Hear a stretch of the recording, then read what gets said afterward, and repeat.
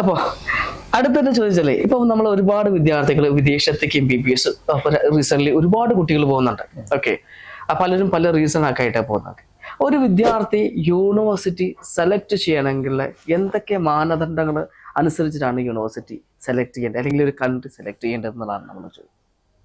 നമുക്കിപ്പം വിദേശത്തേക്ക് ഒരു കുട്ടി MBBS പഠിക്കാൻ പോകാൻ ആഗ്രഹിക്കുമ്പോൾ ഇപ്പം നമ്മുടെ NMCയുടെ ഭാഗത്തുനിന്ന്, പ്രത്യേകിച്ച് നാഷണൽ മെഡിക്കൽ കമ്മീഷന്റെ ഭാഗത്തുനിന്ന് കുറച്ച് ക്രൈറ്റീരിയാസ് പറയുന്നുണ്ടല്ലോ. നമ്മുടെ അതില് മിനിമം ക്രൈറ്റീരിയ ആണ് നീറ്റ് ക്വാളിഫൈഡ് ആവാന്നുള്ളത്. പിന്നെ വിദേശത്ത് WHO അംഗീകാരമുള്ള യൂണിവേഴ്സിറ്റി ആയിരിക്കണം തിരഞ്ഞെടുക്കുന്നത്.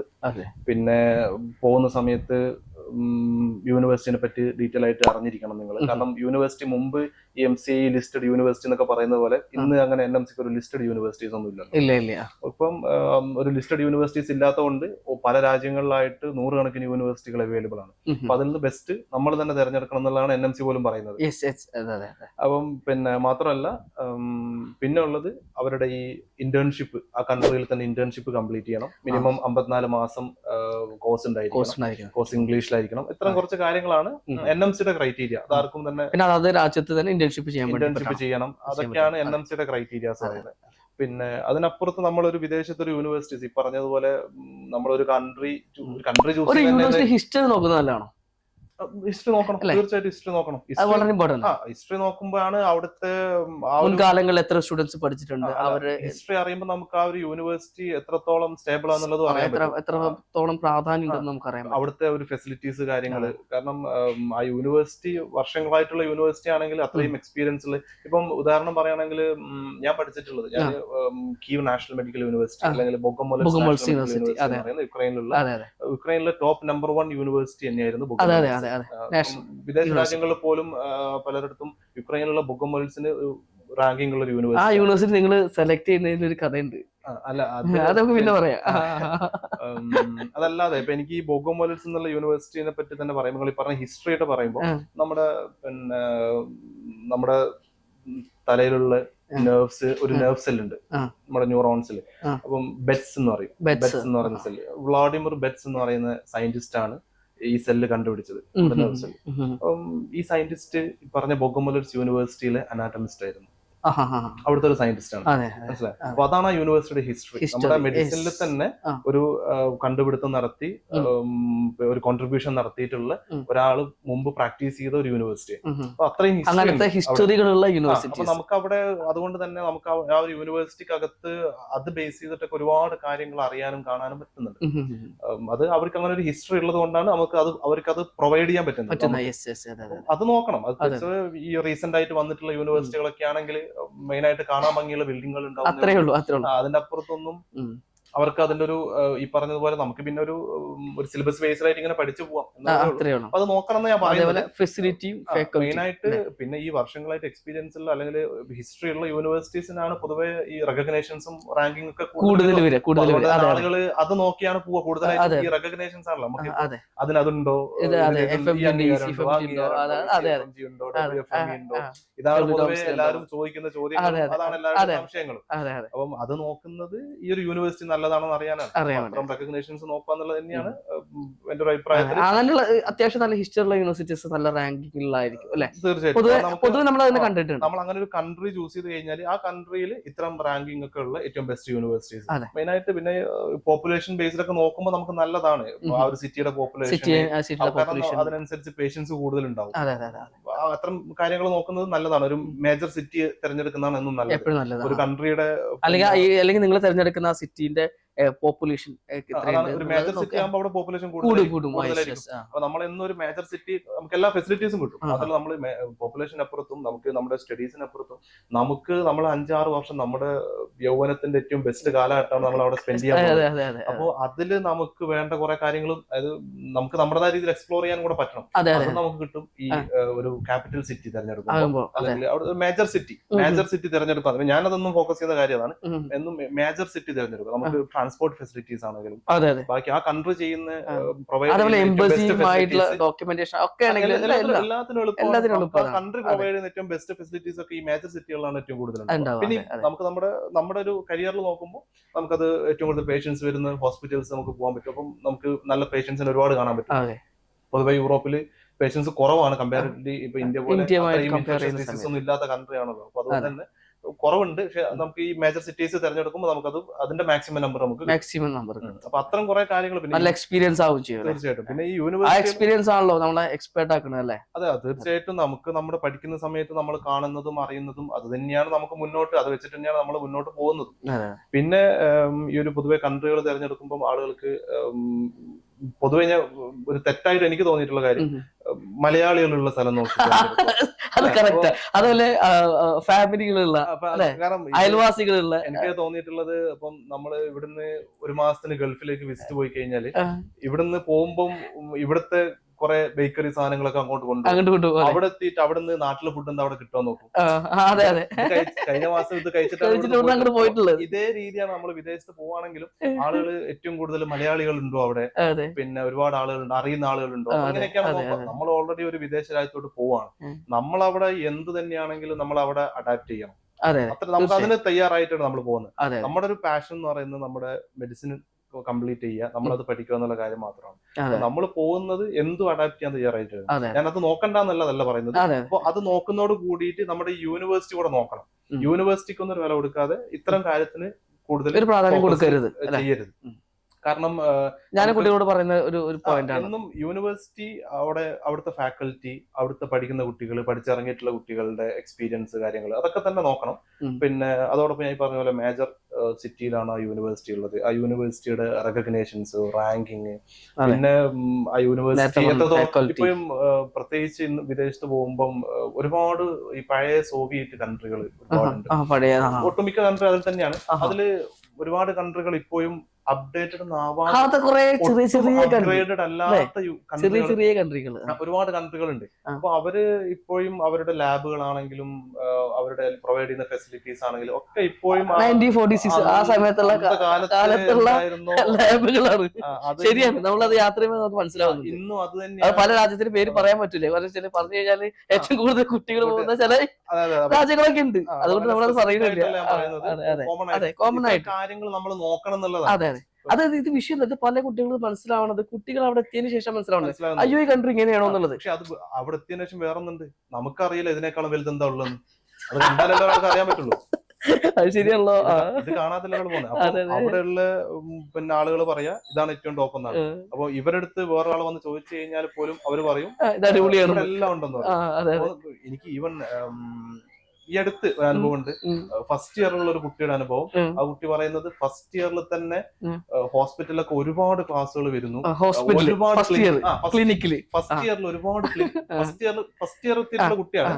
ആ കുട്ടി പറയുന്നത് ഒരുപാട് ക്ലിനിക്കൽ ക്ലാസ്സുകൾ വരുന്നു, നല്ല യൂണിവേഴ്സിറ്റിയാണ്, ഒരുപാട് ക്ലിനിക്കൽ നോളജ് ഫസ്റ്റ് ഇയറിൽ തന്നെ കിട്ടുന്നുണ്ട്. അപ്പം സത്യം പറഞ്ഞാല് ഫസ്റ്റ് ഇയറിൽ എന്തിനാണ് ക്ലിനിക്കൽ നോളജ് എന്നുള്ളതാണ് ഞാൻ അവിടെ ചിന്തിച്ചത്. കാരണം ഫസ്റ്റ് ഇയറിൽ നമ്മൾ നോളജ് കിട്ടാതെ അനാറ്റമി, ബയോകെമിസ്ട്രി, ഫിസിയോളജി, മൈക്രോബയോളജി ഒക്കെ പോലത്തെ മെഡിസിന്റെ ബേസിക് ഇതൊക്കെ മെയിൻ ആയിട്ട് തിയറി ബേസ്ഡ് ഒക്കെ. പിന്നെ ഇത്തരം കാര്യങ്ങളുണ്ടല്ലോ, ഇപ്പം ലാബ് ആണെങ്കിലും ഇപ്പൊ അത് അനാറ്റമിക് ആണ്, ഡിസെക്ഷന്, പിന്നെ നമ്മുടെ കഡാവർ, അതൊക്കെ ഓക്കെ. അതൊന്നും ഒരു ക്ലിനിക്കലിന്റെ ഭാഗമല്ല. ക്ലിനിക്കൽ എന്ന് പറയുമ്പോൾ നമ്മൾ പ്രത്യേകിച്ച് ഹോസ്പിറ്റലിൽ നിന്നൊക്കെ എടുത്ത് പറയുമ്പോൾ ഹോസ്പിറ്റൽ എന്ന് പറഞ്ഞാൽ നമുക്ക് അവിടെ പേഷ്യൻസിനെ കാണാം. പേഷ്യന്റിനെ ഒരു കുട്ടി കാണുമ്പോൾ അതിന്റെ ഒരു minimum second year third year വിദേശ രാജ്യങ്ങളിൽ വേറെന്നുള്ളത് ക്ലിനിക്കൽ ഇയർ സ്റ്റാർട്ട് ചെയ്യുന്ന തേർഡ് ഇയറിലാണ്. അതായത് 3 വർഷം നോൺ ക്ലിനിക്കലും 3 വർഷം ക്ലിനിക്കൽ ഫോളോ ചെയ്യുന്ന എല്ലാ യൂറോപ്യൻ യുഎസ് എല്ലാ കൺട്രികളും തേർഡ് ഇയറിന് ശേഷമാണ്. അപ്പം അത് അവരെത്തിയിട്ടുള്ള ഒരു ലോകം അതാണ് വലുതെന്നുള്ളത് നമ്മളത് മോശമാക്കുന്നതല്ല. പക്ഷെ ഇത് ആദ്യം നോക്കാത്തതിന്റെ ഒരു പോരായ്മയാണ് ഇപ്പൊ അവർ വന്നത്. പ്രോപ്പറായിട്ട് അതൊക്കെ ആദ്യം നോക്കിയിരുന്നെങ്കിൽ അത് എല്ലാവരും തെറ്റിലോട്ട് എത്തി എന്നല്ല പറയുന്നത്. പക്ഷെ ഇതൊക്കെ നമുക്ക് ചെറിയ ചെറിയ കാര്യങ്ങളാണെങ്കിൽ നമുക്കത് പരിഹരിക്കാൻ പറ്റുമായിരുന്നു. ഇപ്പം എനിക്ക് ഇപ്പോൾ ഞാൻ റിഗ്രറ്റ് ചെയ്യുന്ന ഒരു കാര്യം, ഞാനത് ഞാൻ ചൂസ് ചെയ്ത ഏജൻസിനെയോ അല്ലെങ്കിൽ ഞാൻ ആൾക്കാരോ ഇതായിട്ട് പറയുന്നല്ല.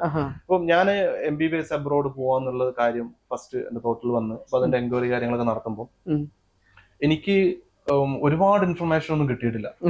8 വർഷം മുമ്പാണെങ്കിലും 7 വർഷം മുമ്പാണെങ്കിലും ഒരുപാട് എക്സ്പീരിയൻസും ഒരുപാട് ഇൻഫർമേഷൻ ഒന്നും എനിക്ക് കിട്ടിയിട്ടില്ല. അന്ന് പൊതുവെ മാർക്കറ്റിലുള്ള കുറെ കൺട്രികൾ ഈ ഏജൻസികൾ ഏജൻസി കേരളത്തിലെ ഏജൻസി ആണെങ്കിലും ഇന്ത്യ രാജ്യം മൊത്തത്തിലുള്ള ഏജൻസി ആണെങ്കിലും വേറെ ഏതെങ്കിലും കൺട്രിയുള്ള ഏജൻസി ആണെങ്കിലും ഇത് തന്നെയാണ് അവർ ചെയ്യുള്ളൂ. അതാണ് അവരെടുക്കുന്ന അവരുടെ തൊഴിലെന്ന് പറയുന്നതാണ്, അതാണ് ചെയ്യുന്നത്. അവരായിട്ട് ചെയ്യുന്ന കുറച്ച് കൺട്രികൾ, കുറച്ച് യൂണിവേഴ്സിറ്റികൾ അതിനാണ് പ്രൊമോട്ട് ചെയ്യുന്നത്. അതാണ് എന്റെ രീതി. നമ്മൾ അതല്ല ഫോളോ ചെയ്യേണ്ടത്. നമ്മൾ നമ്മുടെ റൂട്ടിലാണ് നമ്മൾ പോകേണ്ടത്. അപ്പം എനിക്കന്ന് ഇതേപോലെ മാർക്കറ്റിലുള്ള കുറച്ച് യൂണിവേഴ്സിറ്റികൾ, കുറച്ച് കൺട്രികൾ, ഇതാണ് നമ്മുടെ മുമ്പിൽ വന്നിട്ടുള്ള ഓപ്ഷൻ. അപ്പം ഞാൻ ഉക്രൈനിൽ എത്തിയതിനു ശേഷമാണ് ഞാൻ അറിഞ്ഞത് ഉക്രൈന്റെ ബോർഡർ ആയിട്ടുള്ള റൊമേനിയ എന്ന് പറയുന്ന കൺട്രി. റൊമേനിയ. അപ്പം അന്ന് ഞാൻ 2017 ബാച്ചാണ്. അപ്പം അന്ന് ഈ റൊമേനിയ എന്ന് പറയുന്ന കൺട്രിയിലെ ട്യൂഷൻ ഫീസും ഉക്രൈന്റെ ഫീസുമായിട്ട് വലിയൊരു വ്യത്യാസം ഉണ്ടായിരുന്നില്ല, കുറഞ്ഞൊരു മാറ്റമേ ഉള്ളൂ. റൊമേനിയ യൂറോപ്യൻ യൂണിയനിലെ ഒഫീഷ്യൽ മെമ്പർ ആയിട്ടുള്ള കൺട്രിയാണ്. ഇപ്പൊ ഷെങ്കൻ കൺട്രി. യുക്രൈന് യൂറോപ്യൻ കൗൺസിൽ മെമ്പർ ആയിട്ടേ ഉള്ളൂ. നമ്മളെ സംബന്ധിച്ചിടത്തോളം ഗൂഗിളിൽ സെർച്ച് ചെയ്താൽ പോലും ഉക്രൈൻ എന്ന് അടിച്ചു കഴിഞ്ഞാൽ യൂറോപ്യൻ കൺട്രീനാ വരിക. അതാണ് നമുക്കുള്ള നോളജ്. പക്ഷെ ഇതിനെപ്പറ്റി പ്രോപ്പർ ആയിട്ടുള്ള ഡീപ് നോളജ് ഉള്ള ഒരാൾക്കേ അറിയുള്ളൂ ഇതൊരു യൂറോപ്യൻ കൗൺസിൽ മെമ്പർ കൺട്രി ആണെന്നും യൂറോപ്യൻ യൂണിയൻ മെമ്പർ കൺട്രി അല്ല എന്നുള്ളത്. അപ്പം ഇതിന്റെയൊക്കെ എന്താണ് പ്രാധാന്യം എന്ന് വെച്ച് കഴിഞ്ഞാല് ഞാൻ എന്റെ ഒരു എക്സ്പീരിയൻസ് വെച്ച് പറയുകയാണെങ്കിൽ ഞാൻ തെരഞ്ഞെടുത്തത് ഉക്രൈന് പകരം റൊമേനിയ ആയിരുന്നെങ്കിൽ എന്റെ ജീവിതം തന്നെ മാറും. കാരണം 2024 വരെ റൊമേനിയന്ന് ഗ്രാജുവേറ്റ് ആയിട്ടുള്ള ഒരു കുട്ടിക്ക് ലാബ് എക്സാം പോലും എഴുതേണ്ട ആവശ്യമില്ല UK പോയി ജോലി ചെയ്യാം. അത് മാത്രമല്ല യൂറോപ്പിലെ ബാക്കിയുള്ള കൺട്രീസിലൊക്കെ വിത്തൗട്ട് എക്സാമിൽ നിങ്ങൾക്ക് പ്രാക്ടീസ് ചെയ്യാൻ പറ്റും. എനിക്ക് പറയുകയാണെങ്കിൽ ഇപ്പൊ നമ്മൾ പോലും ഈ കൺട്രി ചൂസ് ചെയ്തത്, യൂറോപ്പ് എന്നുള്ള ഓപ്ഷൻ ചൂസ് ചെയ്തത് ഇതൊക്കെ മുന്നിൽ കണ്ടിട്ടാണ്. യൂറോപ്പിലുള്ള എല്ലാ രാജ്യങ്ങളിലും ഒരു എക്സാം എഴുതാതെ ജോലി ചെയ്യാം. പക്ഷെ നമ്മളത് അവിടെ എത്തിയതിനു ശേഷമാണ് അറിയുന്നത് അതിൽ യുക്രൈൻ ഇൻക്ലൂഡഡ് അല്ല. അതായിട്ടില്ല. ഇപ്പോഴും പല കുട്ടികളുടെ ധാരണ ജോർജിയ യൂറോപ്പിൽ യൂണിയനിലുള്ളതാണ്. അങ്ങനെ കുറെ ഉണ്ട്. അപ്പം ഇപ്പൊ അതിന് ഒരുപാട് ക്രൈറ്റീരിയസ്. ഇപ്പൊ നമുക്ക് ഉക്രൈനിൽ പഠിച്ചത് കൊണ്ട് നമുക്ക് കിട്ടുന്ന വേറെ കുറെ ബെനിഫിറ്റ്സ് ഉണ്ട് എന്നുള്ളതല്ല. പക്ഷെ അതിന് വേറെ ക്രൈറ്റീരിയാസ് ഉണ്ട്. പക്ഷെ നമുക്കിപ്പോ ഒരു റൊമേനിയ എന്നുള്ള കൺട്രി ആണെങ്കിൽ ഞാൻ കണ്ടതിൽ ഏറ്റവും വലിയ സുഖം എന്ന് പറയുന്നത് ഈ UK പോവാന്നുള്ളതാണ്. കാരണം 2024 മുതൽ UKMLE ഇനിയിപ്പം ഈ വർഷം മുതൽ കൊണ്ടുവരാന്ന് പറയുന്നത്. UKMLE വരുന്നതോട് കൂടിയിട്ട് UK പഠിക്കുന്ന സിറ്റിസൺസും ഈവൻ എന്ത് ചെയ്യണം, UKMLE എഴുതണം. പക്ഷേ 2020 ഞാൻ 23 ഗ്രാജുവേറ്റ് ആയ ആളാണ്, 23 ജൂലൈ. അപ്പം 23 നടന്നിട്ടുള്ള 23 വരെ ഗ്രാജുവേറ്റ് ആവുന്നവർക്ക് അതിന്റെ ആവശ്യമില്ല. ഞാനിപ്പോഴും റിഗ്രറ്റ് ചെയ്യുന്ന കാര്യം, എനിക്ക് അന്ന് ആ ഇൻഫർമേഷൻ കിട്ടിയില്ല. ഒരു പക്ഷെ എന്റെ അടുത്ത് ഒരാൾ ഇങ്ങനെ ഒരു കൺട്രി ഉണ്ട്, ഇവിടെ പഠിച്ച് നിനക്ക് ഇങ്ങനെയൊക്കെ പോകാൻ പറ്റും എന്ന് എന്നെ ഗൈഡ് ചെയ്തിരുന്നെങ്കിൽ, ആ ഇൻഫർമേഷൻ എനിക്ക് അറിഞ്ഞിരുന്നെങ്കിൽ. കാരണം എന്നെ സംബന്ധിച്ചിടത്തോളം ആ സമയത്ത് എനിക്ക് ആ ഒരു സമയത്ത് ഞാൻ കമ്പയർ ചെയ്ത് നോക്കിയിട്ടുണ്ട് മുമ്പ്. അപ്പൊ ആ ഒരു സമയത്ത് ഉക്രൈന്റെയും റൊമേനിയയും ഉണ്ടായിരുന്ന ഒരു ട്യൂഷൻ ഫീസിന്റെ ഒരു മാറ്റം, അത് എനിക്ക് അഫോർഡ് ചെയ്യാൻ പറ്റുന്നതായിരുന്നു. മനസ്സിലായി.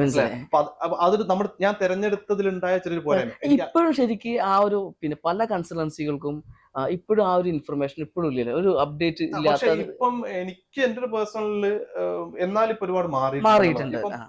അല്ല, ഞാൻ പറയാൻ വെച്ചാൽ ഒരുപാട് കുട്ടികൾ ഇപ്പൊ നമ്മൾ കണക്ട് ചെയ്യുമ്പോഴും ഇവര് പറയുന്നത് പല കാര്യങ്ങളും എന്താണ് റോങ് ആണ്. നമ്മളത് അതുണ്ട്, അതും ശരിയാണ്. അതായത് ഡീപ്പായിട്ട് അറിയില്ല. ഡീപ്പായിട്ട് ഇപ്പോ യൂറോപ്പിലെ കൺട്രീസ് ആണെങ്കിലും അവിടുത്തെ പ്രോഗ്രാം എന്താണ്, ഏതാണ് അതിന്റെ സിറ്റുവേഷൻ, എങ്ങനെയാണ് അത്, കരിക്കുലം, ഞാൻ നേരത്തെ പറഞ്ഞ പോലെ ഇപ്പം പലരും ഫോക്കസ് ചെയ്യുന്ന അവരുടെ കയ്യിലുള്ള പ്രൊഡക്റ്റിലോ. അതാണ് കറക്റ്റ്. അതിന്റെ അപ്പുറത്ത് ഇന്ന് ഒരു കൗൺസിലിംഗ് സെക്ഷൻ ആയിട്ട് കൊടുക്കായിരിക്കും നല്ലത്. ഇപ്പം നിങ്ങളടക്കം ഇപ്പൊ ഒരുപാട് പേര് നമുക്ക് ഈ ഒരു മേഖലയിൽ പരിചയമുള്ള ആളുകൾ. അപ്പൊ ഇപ്പം നിങ്ങൾക്കടക്കം ഇന്ന് ഈ പറയുന്ന എല്ലാ കൺട്രീനെ പറ്റി ഇപ്പൊ നിങ്ങൾ അഡ്മിഷൻ ചെയ്യുന്നതും ചെയ്യാത്തതുമായിട്ടുള്ള എല്ലാ, ഇപ്പൊ നമ്മുടെ മുമ്പിൽ ഇപ്പം ഒരു ക്ലയന്റ് വന്നു കഴിഞ്ഞാൽ, അല്ലെങ്കിൽ ഒരു സ്റ്റുഡന്റ് നമ്മുടെ മുമ്പിൽ വന്നു കഴിഞ്ഞാൽ അവരുടെ അടുത്ത് നമുക്ക് നമ്മുടെ മുമ്പിലുള്ള ഒരു ഓപ്ഷൻ അല്ലാതെ അവർക്ക് വേറെ എന്തെങ്കിലും അറിയാനുണ്ടെങ്കിൽ അതിനെ പറ്റിയിട്ട് ഇനി അവർക്ക് നമ്മൾ പറഞ്ഞു അവർക്ക് അവരുടെ മുമ്പിലുള്ള എല്ലാ സാധ്യതകളും എല്ലാം നമ്മൾ തുറന്നു കൊടുക്കും. അതിൽ നിഷ്ഠകൾ അവർക്ക് ചൂസ് ചെയ്യാൻ. അതാണ് എന്റെ ഈ ഒരു നമ്മുടെ ഒരു സിസ്റ്റം. അതായത് എന്റെ ഒരു അഭിപ്രായത്തില് ഞാൻ ആളുകൾ ഫോളോ ചെയ്യേണ്ടത് ആ ഒരു ലൈനാണ്. പ്രത്യേകിച്ച് ഒരു സ്ഥലത്ത് ഫോക്കസ് ചെയ്യാതെ അവർ എല്ലാം തുറന്നു കൊടുത്തിട്ട് അതിൽ ഏതാണോ ആ കുട്ടിക്ക് ഏറ്റവും എല്ലാത്തിനെ പറ്റിയും നല്ലത് മാത്രം പറഞ്ഞു കൊടുക്കുക. നല്ലത് മാത്രം മീൻസ് നല്ലത് കാര്യങ്ങൾ ഉള്ളതിന് നല്ലത് പറഞ്ഞു കൊടുക്കുക. എന്തിന്റെയും അഡ്വാൻറ്റേജസ് ഉണ്ട്, ഡിസ്അഡ്വാൻറ്റേജസ് ഉണ്ട്. അപ്പൊ അത് രണ്ടും പറഞ്ഞു കൊടുക്കുക. എന്നിട്ട് അതിന് തെരഞ്ഞെടുക്കാനുള്ള ഓപ്ഷൻ അവർക്ക് കൊടുക്കുക. കൺഫ്യൂഷൻ ആയ സ്റ്റേജിൽ നമ്മൾ അതിനെ ഗൈഡ് ചെയ്യാം, ഹെൽപ്പ് ചെയ്യാം. അങ്ങനെ ചെയ്യുമ്പോൾ ഇപ്പൊ ഈ ഞാൻ ഈ പറഞ്ഞതുപോലെ നമുക്ക് 6 വർഷത്തെ കോഴ്സ് കഴിഞ്ഞിട്ട് ഈ റിഗ്രറ്റ് ചെയ്യേണ്ട ഒരു അവസ്ഥ വരും. ഇല്ല, അവർക്ക് നല്ല ക്വാളിറ്റിയുള്ള യൂണിവേഴ്സിറ്റി കിട്ടും. നമ്മൾ ഈ 1-2 വർഷത്തെ പ്രോഗ്രാമിനല്ല വിദേശത്ത് പോകുന്നത്. നമ്മളൊരു 6 വർഷത്തെ നമ്മുടെ ഒരു കരിയർ ഉണ്ടാക്കാനാണ് പോകുന്നത്. 6 വർഷത്തെ ഞാൻ ഈ പറഞ്ഞ പോലെ നമ്മുടെ ഒരു യൗവനത്തിലെ ഏറ്റവും ബെസ്റ്റ് ടൈം, അത് നമ്മൾ അങ്ങനത്തെ ഒരു കോഴ്സിന് വേണ്ടി നമ്മൾ സ്പെൻഡ് ചെയ്യാൻ പോകുമ്പോൾ അതിൽ നമുക്ക് ഏറ്റവും ബെസ്റ്റ് തന്നെ ആയിരിക്കണം. അത് നമുക്കൊരു 1-2 ലക്ഷത്തിന്റെ കൂടുതലാണെങ്കിലും നമ്മളെ തെരഞ്ഞെടുത്തത് ഏറ്റവും ബെസ്റ്റ് ആയിരിക്കണം എന്നുള്ള അഭിപ്രായക്കാരാണ് ഞാൻ. അപ്പം പിന്നെ ഓരോരുത്തർക്ക് ഈ പറഞ്ഞ പോലെ ഫൈനാൻഷ്യലി ആവുന്നതും ആവാത്തതായിട്ടുള്ള ഓപ്ഷൻസ് ഇപ്പം നമുക്ക് എനിക്ക് എന്റെ കയ്യിൽ ഒതുങ്ങുന്ന ഏറ്റവും ബെസ്റ്റ്, ഞാൻ നേരത്തെ പറഞ്ഞതാണ്, അന്ന് റൊമേനിയ എനിക്ക് എന്റെ കയ്യിൽ ഒതുങ്ങാവുന്ന ഒന്നായിരുന്നു. എനിക്ക് മീൻസ് എന്റെ ഫാമിലിക്ക് അഫോർഡ് ചെയ്യാൻ പറ്റുന്ന ഏകദേശം സിമിലർ ആണ്, ചെറിയൊരു മാറ്റം ഉണ്ടായിരുന്നു. നമുക്ക് എഫോർഡ് ചെയ്യാൻ പറ്റുന്നതിൽ ഏറ്റവും ബെസ്റ്റ് നമ്മൾ തിരഞ്ഞെടുക്കും. അതിന് ഈ പറഞ്ഞതുപോലെ ഇന്ന് പിന്നെ ഗൂഗിളില് കിട്ടാത്ത ഇൻഫർമേഷൻസ് ഒന്നും ഇല്ല. പിന്നെ എന്നാലും നമുക്ക് ഈ പറയുന്ന നല്ല പിന്നെ ആളുകളെ കൺസൾട്ട് ചെയ്യുക, പിന്നെ നല്ല ഗൈഡൻസ് എടുക്കുക, ഒരുപാട് ആളെടുത്ത് നോക്കുക, ഗൈഡൻസ് എടുക്കുക. നമുക്കതിൽ ഏറ്റവും നല്ല എന്ന് തോന്നുന്ന ഓപ്ഷൻ ഏതാണോ അത് തിരഞ്ഞെടുക്കുക. അത് പിന്നെ നമ്മുടേതായിട്ട് തന്നെ ഇപ്പൊ എനിക്ക് ഈ പറഞ്ഞ പോലെ ഞാൻ ചൈന ഓപ്ഷൻ നോക്കിയ ആളായിരുന്നു. ഞാനും ട്രെൻഡിനൊപ്പം ആണെങ്കിൽ ഞാൻ ചൈനയിലായിരുന്നു ഉണ്ടാവും. ഞാൻ ട്രെൻഡിനൊത്ത് പോകാനുള്ള രീതി വന്നതായിരുന്നു. പക്ഷെ പിന്നെയും എനിക്ക് ഇച്ചിരൂടെ യൂറോപ്പ് ആയിരിക്കും കുറച്ചുകൂടെ നല്ലത് എന്ന് തോന്നി. കാരണം ഞാൻ ഇപ്പൊ അതൊന്ന് കണ്ടതിലും നമുക്കിപ്പോ ഈ ECTS എന്ന് പറയുന്ന സിസ്റ്റം, യൂറോപ്പ് ഫോളോ ചെയ്യുന്ന സിസ്റ്റം, ഇതിന് വേൾഡ് വൈഡ് ഒത്തിരി അക്രഡിഷൻസ് ഉണ്ട്. ബാക്കിയുള്ള ഒരു കരിക്കുലം പോലെയല്ല.